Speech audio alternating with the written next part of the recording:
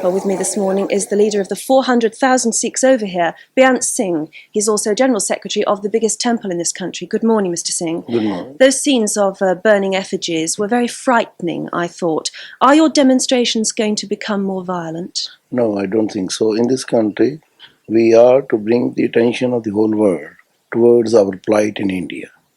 A government which boasts to be a most democratic leader of the non-alignment nations and boasting to bring peace to the whole world is acting like a Nazi dictator to kill the smallest minority in India. Yesterday, that protest was calling for the death of Mrs. Gandhi. Is that really what you want? Because she has taken action to kill our spirit. So every Sikh in this country, all the world, want that we should take a revenge from her. And that's the mood of the people all over the world of our Sikh people. Revenge. Revenge. Death to her? Revenge is not the word. We don't believe in the sense that we want to take a revenge. We don't believe in revenge actually. We have in the past always taken those people who has tried to sabotage us, who has tried to destroy us, and that's what Indira Gandhi is doing. Now, we understand that you are going to mount various protests throughout Britain, not only in London, but Coventry, Birmingham, Wolverhampton, where the Sikh population is large.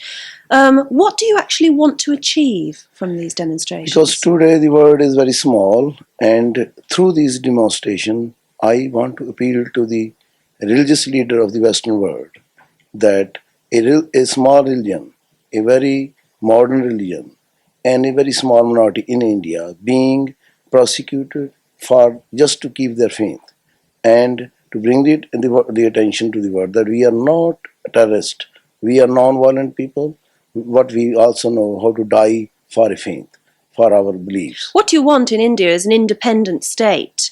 Is there any chance you could form a government in exile over here in Britain? At the moment, I am calling all these temples in the various parts of this country, which is more than 100, and then we will resolve what action we are going to take.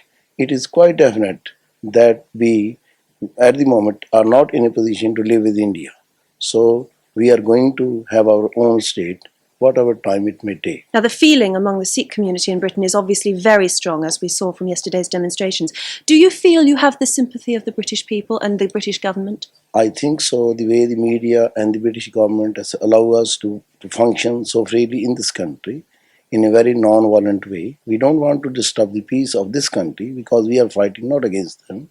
We need the sympathy of these people. And being the head of the Commonwealth, the Queen, we want to appeal to her. And through this government, we want to appeal to the whole world. The feelings of these demonstrators were summed up by Beant Singh, who participated in Sunday's march. Storming of the Golden Temple by the Indira Gandhi government is, as we feel, is very shocking. We feel very helpless, and we never thought an action like that can be taken by a democratic government in anywhere in the world. To storm a religious place which is very, very sacred, not even to the Sikhs, but to even to the Hindus also in India. And we feel by doing that, she has injured the feeling of all the Sikh community all over the world. But it wasn't just Sikh activists who were outraged. Throughout last week, gurdwaras like this in Southall were filled by Sikhs attending prayer meetings. Although these people did not take to the streets, their shock and grief were no less real.